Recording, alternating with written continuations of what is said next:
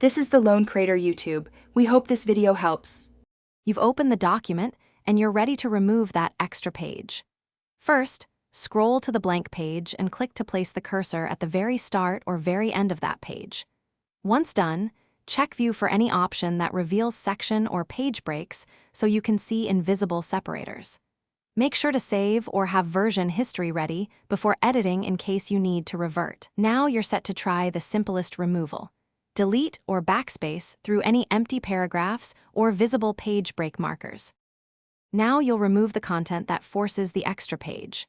Place the cursor at the end of the previous page and press backspace until the blank page collapses. Alternatively, place the cursor at the blank page, start, and press delete. If a manual page break is present, click immediately before it and hit backspace to remove it. You can also click and drag to select any visible empty paragraphs or stray objects like tables, then press delete. Make sure to check for small footers or images that might be holding space. Finish by addressing section breaks and layout settings that keep the page. If the blank page remains, place the cursor directly after a section break and hit delete. For stubborn section breaks, adjust the preceding page's formatting under File or Format to match the following section.